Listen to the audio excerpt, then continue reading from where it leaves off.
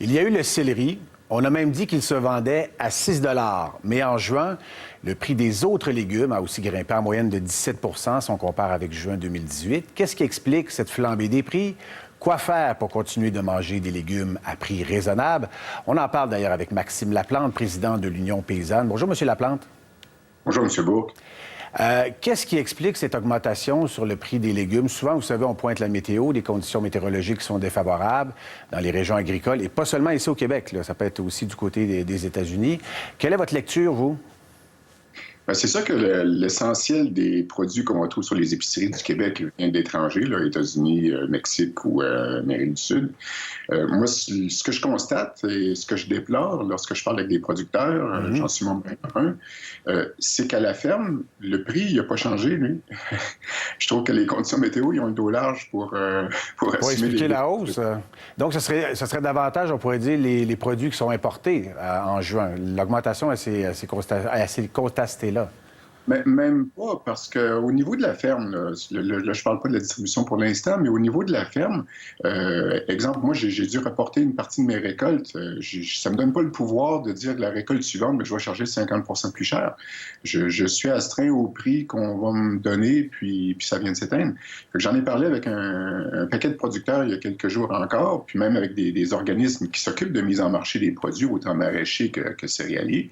Puis non, même au contraire, dans le cas des céréales, ils ont constaté une baisse du prix. Là. Bon. Fait que pourtant, les conditions météo n'étaient pas vraiment favorables. On a eu un printemps extrêmement difficile, Absolument. un automne aussi. Bon. Et tout ça, en tant que producteur, ne nous donne aucun pouvoir de dire, ben oui, c'était épouvantable, donc j'augmente les prix de 20 Pas du tout. Même, encore là, les prix sont restés pareils ou même ont diminué. Fait que les variations de prix ne sont pas attribuable à des augmentations de prix pour les producteurs. À la production, c'est davantage peut-être à la distribution qu'il y a une hausse actuellement? Effectivement, c'est le constat de tous les gens à qui j'en ai parlé. Ils se posent la question, mais comment ça se fait qu'on obtienne une hausse de prix de 10 ou de 20 au détail à l'épicerie, mais que nous, en tant que producteurs, on ne voit rien passer de tout ça.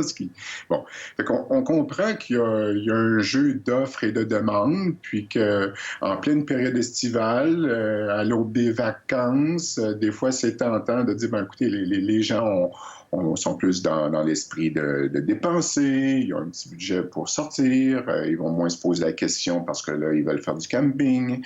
Bon, donc il y a un jeu qui peut se faire là. Bon, je suis mal placé pour mettre le doigt exactement sur quel est le vrai facteur qui fait en sorte que le prix à l'épicerie va augmenter de 10, de 20 Mais ce que je peux vous dire, c'est qu'au niveau des producteurs, oui, ça n'a pas changé. Et avec l'arrivée aussi des produits de saison, les produits d'ici, on peut s'attendre à voir le prix redescendre parce qu'on a toujours l'exemple, vous le savez, du fameux céleri à 6 $. Il y a des effets de mode, évidemment. On disait que le jus de céleri était très, très bon pour la santé.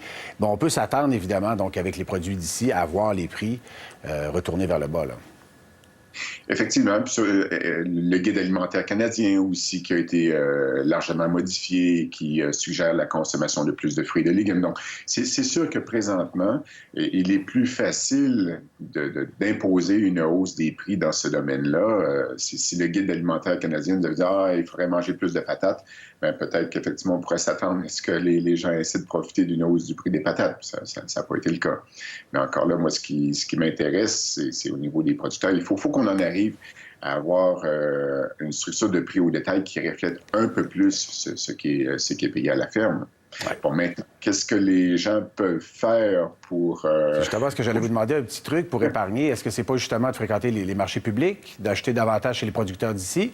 Ben, c'est un peu ça, effectivement, c'est de supprimer les intermédiaires parce que le fermier, lui, est en mesure de dire, bon, ben moi, ça m'a coûté tant à produire. Les engrais ont coûté tant, la machinerie m'a coûté tant, etc. Donc, il est capable d'établir son coût de production, de dire, ben, écoutez, moi, c'est pas compliqué, ça me coûte ça à produire, puis donc, je demande ça comme prix de vente. Fait que le contact direct, soit marché public ou soit directement à la ferme, c'est sûr que c'est la meilleure condition pour que le prix reflète un peu plus les coûts de production. Réalité. Et comment on peut faire pour s'approvisionner à l'année, donc chez les producteurs? Parce qu'évidemment, donc durant l'hiver, c'est un petit peu plus compliqué. Les fameux paniers bio, comment on peut faire? Bien, encore là, même dans le cas des paniers, il y a beaucoup de légumes de conservation qui sont en développement présentement. Là. À l'époque, c'était essentiellement patates, navets et carottes, mais maintenant, on observe une augmentation de la diversité de légumes de conservation, que ce soit dans les courges, que ce soit... Bon, et même, il y a possibilité de plus en plus, avec des serres-tunnels, d'étirer la saison. Donc, on peut être en mesure de produire des légumes feuilles beaucoup plus tôt que ce qu'on faisait avant, ou même beaucoup plus tôt au printemps et beaucoup plus tard à l'automne. Bon. Fait qu'il y a moyen, mais c'est sûr que dans le plein creux de l'hiver, actuellement, à moins d'avoir une production en serre, mais ce qui est possible aussi. C'est possible également, oui. Absolument. Mais je trouve sincèrement que s'approvisionner en légumes frais au Québec, présentement, à la mi-janvier, c'est effectivement un peu plus difficile. On compte encore là sur l'importation. Donc, des légumes d'ici un peu plus longtemps, davantage diversifiés, ça, c'est quand même une bonne nouvelle. Merci beaucoup, M. Laplante. J'en prie.